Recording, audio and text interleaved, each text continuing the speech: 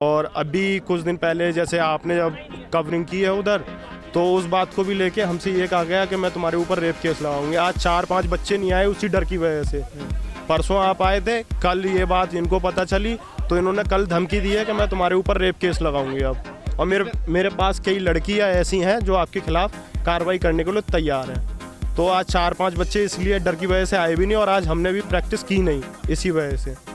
नमस्कार, आप देख रहे हैं अवतार न्यूज और हम हैं यहाँ अलीगढ़ के अहिल्याबाई स्टेडियम में। यहाँ आपको मेरे पीछे ये जो खिलाड़ी दिख रहे हैं, देखिए, मैं कैमरामैन से कहना चाहूँगा जरा दिखाया जाए।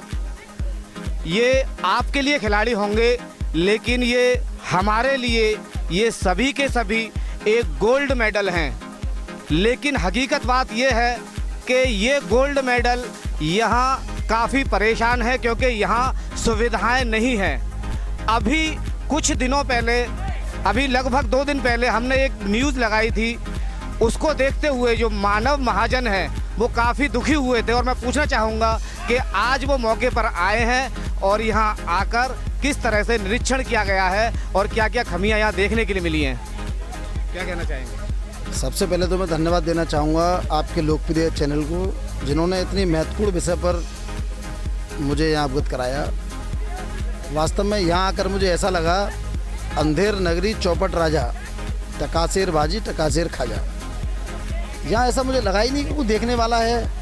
तमाम मेरी खिलाड़ियों से बात हुई, खिलाड़ी कुछ डरे हुए हैं कि हमको आगे बढ़ने से रोक दिया जाएगा, कुछ अपनी बात को उठाना चाहते हैं, कुछ यहाँ पर दबा दिए जाते हैं। लेकिन शायद वो लोग भूल रहे हैं कि अब ये सरकार योगी सरकार है, ये योगी मोदी सरकार है। बस केवल समस्या पहुँचने भर की देर है। मैं धन्यवाद दूंगा हमारे भाई राहुल पाठक जी को, और भी जितने भी लोग मुझे यहाँ मिले। मुझे लगा कि सब एक भी हैं, सब यूनिटी भी सब में अच्छी है, लेकिन सही वक्त स्टेडियम का नहीं आया। और बड़ा अफसोस मुझे हो रहा है कि अभी माननीय मुख्यमंत्री जी आए थे स्टेडियम में, इतना अच्छा अवसर आप लोगों ने गंवा दिया। मुख्यमंत्री जी आए थे, भी आप लोगों को बात करनी चाहिए थी। आज माननीय प्रधानमंत्री नरेंद्र मोदी जी, माननीय मुख्यमंत्री योगी आदित्यनाथ जी के नेतृत्व में भ्रष्टाचार मुक्त शासन चल रहा है और खिलाड़ियों पर बहुत ध्यान दे रहे हैं। लेकिन जब तक उनके पास सूचना नहीं जाएंगी वो कैसे काम करेंगे? अच्छा, अभी हमने यहाँ देखा विदाउट कैमरा, जब हमने यहाँ खिलाड़ियों से जब बात की तो वो कुछ डरे और सहमे हुए थे। उनका ये भी कहना था विदाउट कैमरा, जब उन्होंने कहा कि हम केवल इसलिए नहीं बोलते क्योंकि हमें डराया धमकाया जाता है कि अगर आप हमारे खिलाफ कोई भी शिकायत करेंगे या हमारे खिलाफ बोलेंगे तो हम तुम्हें ओलंपिक में या फिर कोई भी स्टेट लेवल का कोई गेम होगा तो उसमें आपको नहीं खेलने दिया जाएगा। इस तरह की भी बातें हमें यहाँ सुनने के लिए मिली। मेरा नाम राहुल पाठक है। मैं 12 साल पहले जिम्नेजियम क्लब के लिए भूख हड़ताल पर बैठा था और मेरी कोच उस टाइम थी मीनाक्षी गौड़। तो उन्होंने मुझसे कहा यदि तुमने भूख हड़ताल नहीं तोड़ी तो मैं तुम्हें रेप का केस लगा दूंगा। और अभी कुछ टाइम पहले, अभी जस्ट 4:45 बजे मानव भैया के आने से पहले उन्होंने ये कहा कि मैं एक महिला हूँ, पहले मेरी सुनी जाएगी, तुम्हारी नहीं सुनी जाएगी। तो कहीं ना कहीं यहाँ से ये महिला कोच भी हटनी चाहिए। और यहाँ जितने भी एसोसिएशन के ठेकेदार हैं जो खेल प्रोत्साहन समिति चलाते हैं, जिसकी अध्यक्ष होती हैं डीएम मैडम, ठीक है, तो मैं उनसे रिक्वेस्ट करता हूँ कि वो खेल प्रोत्साहन पूंजी को जो 20 साल पहले बनी थी उसको बदला जाए।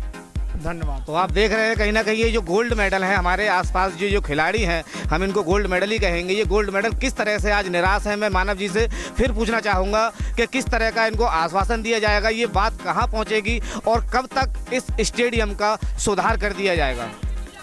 सबसे पहले तो मैं खिलाड़ियों से कहना चाहूँगा, मेरे सभी छोटे भाई हैं, आप लोग अगर हार का डर आपके मन में आ जाएगा तो मुझे लगता है आप लोग खेलने भी नहीं आएंगे। अब लोग खिलाड़ी तो वही होता है जो हार से आगे बढ़े।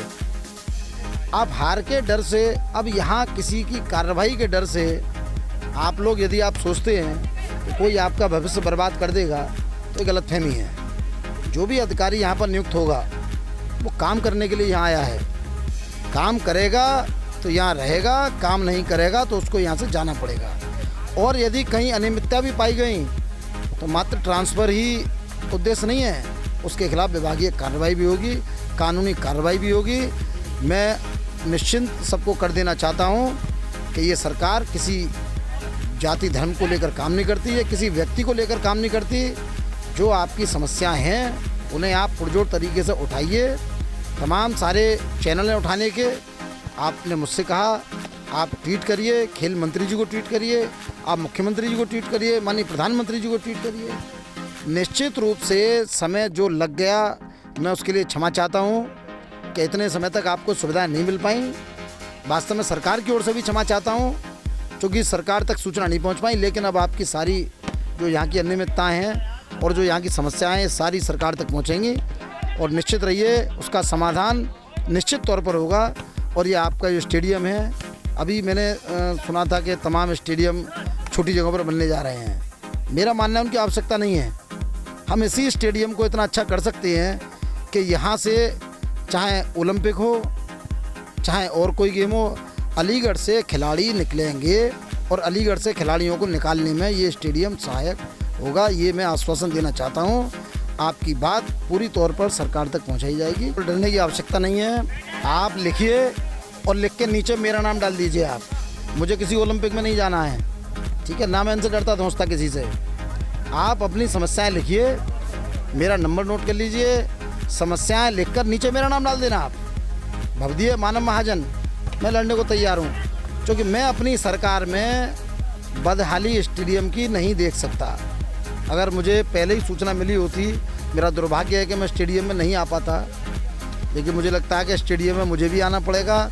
और मैं माननीय कमिश्नर महोदय से भी गुजारिश करूंगा, जिलाधिकारी महोदय से भी मिलूंगा, उनसे भी कहूंगा और आपके 2-1 दिन में ही निरीक्षण कराऊंगा क्योंकि मुख्यमंत्री जी आने वाली हैं। अभी मुख्यमंत्री जी संभवतः 3 अक्टूबर या 4 अक्टूबर को अलीगढ़ आएंगे।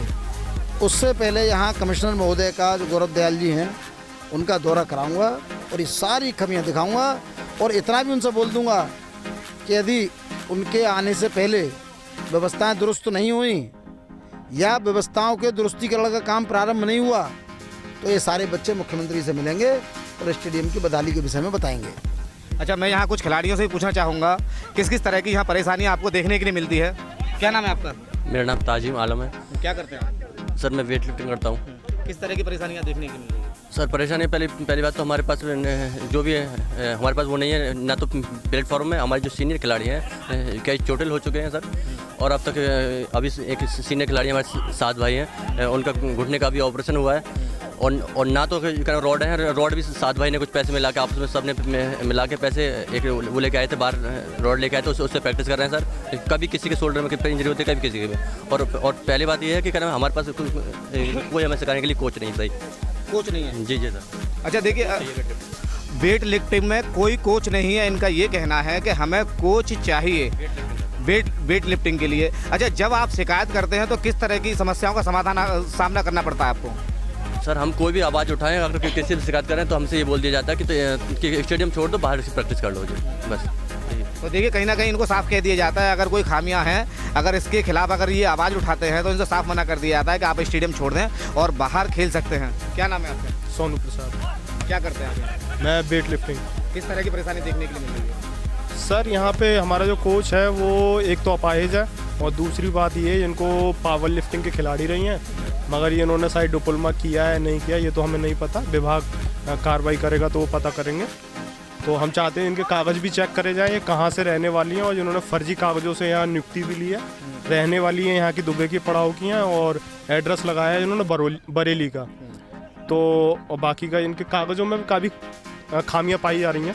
अच्छा, तो चेक कराएं। अच्छा, कभी आपने इस मैटर को लेकर कभी किसी से शिकायत की है कि आपके पास यहाँ पर जो सुविधा होनी चाहिए वो सुविधा यहाँ नहीं है? कभी शिकायत की है? अगर शिकायत करते हैं तो किस तरह का सामना आपको करना पड़ता है? शिकायत हमने की है, RSO मैडम से किया था, कई बार की है। तो ये होगा ये करके कि तुम्हारी कोच लिख के देगी, तुम क्यों कहते हो, और जबकि हमारी कोच कुछ लिख के ही नहीं देती वहाँ पे। जब आप पूछते कहते हो, कोच क्या कहती है? कोच कहते हैं कि हम दे देंगे, लिख के दे देंगे, तुम्हें क्या पड़ी। और जबकि मैंने खुद अपना पर्सनल 40,000 की रॉड मंगाई है पर्सनल बच्चों के लिए, जिसमें मेरे जूनियर 2-3 हैं लोग जो मेरे साथ करते हैं प्रैक्टिस, क्योंकि मैं खुद ही अपना सामान खुद एडजस्ट करना पड़ता, हमें एडजस्ट करके ही। तो ये सब चीज़ें हैं।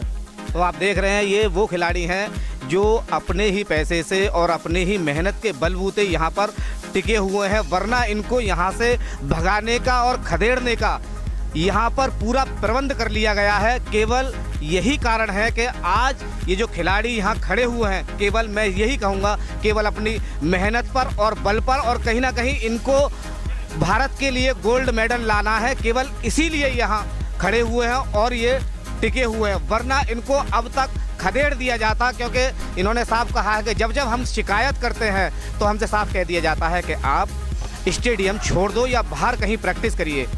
जब हम शिकायत करने कई बार बोला है तो हमसे बोलती हैं कि अगर आपने मेरे खिलाफ़ कोई भी कार्रवाई की तो मैं आपके खिलाफ़ छेड़खानी या रेप केस का केस लगाऊंगी। और ये इन्होंने अभी 2 बार कोशिश भी की है हमारे ऊपर केस लगाने की। अभी कुछ समय पहले अपनी एक्टिवा तोड़ने, मतलब टूटी हुई एक्टिवा का डायरेक्ट जो हमारा नाम लिया, जबकि किसी का ऐसा कोई सबूत नहीं जो हमने तोड़ा हो या ऐसी कोई चीज़ है।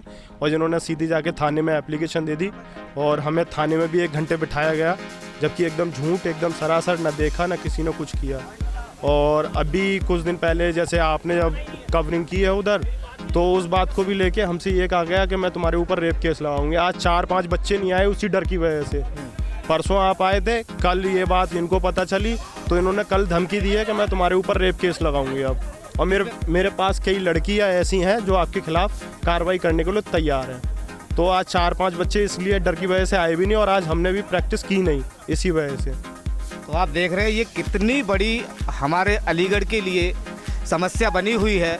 अगर इस चीज़ को भारत के कोने कोने में अगर देखा जाएगा तो कहीं ना कहीं हमारे अलीगढ़ का नाम जो सुर्खियों में रहता है, एक उपलब्धि के तौर पर किस तरह से हमारे अलीगढ़ का नाम और पूरा अलीगढ़ शर्मसार हो रहा है, इस तरह की घटनाएं अगर हमारे अलीगढ़ में हो रही हैं। अच्छा, मैं यहाँ एक बात और पूछना चाहूँगा कि ये जो स्टेडियम है, इस स्टेडियम में किस तरह की फीस का प्रावधान है या किस तरह के गेट का प्रावधान है, क्या है यहाँ, किस तरह का प्रावधान है? जिम खुली है, इसकी 1000 रुपये फीस है। किस आधार पे है? अगर हमें 1000 रुपये फीस में जिम ही यहाँ करनी है तो हम बाहर नहीं करेंगे। मेरे हिसाब से तो मुझे पता लगा यहाँ कि 300 कुछ रुपए का पर महीने कार्ड बनाया जाता है। तो मेरे हिसाब से तो सारी चीज़ उसी में होनी चाहिए। अगर 1000 रुपये बच्चा यहाँ देगा तो इस स्टेडियम में जगह देने की आवश्यकता नहीं है। तो कोई भी व्यक्ति प्राइवेट में 1000 रुपये में कर लेगा, तो ये गलत है और हम इसकी भी बात करेंगे। अभी हम जो क्षेत्रीय स्पोर्ट्स ऑफिसर हैं उनसे मिले थे और उनसे हमने समय मांगा है। हम उनसे कल या मंडे को बैठ के बात करेंगे। बहुत सारे बिंदु हैं स्टेडियम में, जो सारी अनियमितताएं हैं उन बिंदुवार चर्चा करेंगे, बिंदुवार जवाब मांगेंगे। भाई दोषी या तो वो होंगी या सरकार होगी या आने वाले बच्चे होंगे, बताएंगी मैडम, तो हम चर्चा करेंगे उस पर।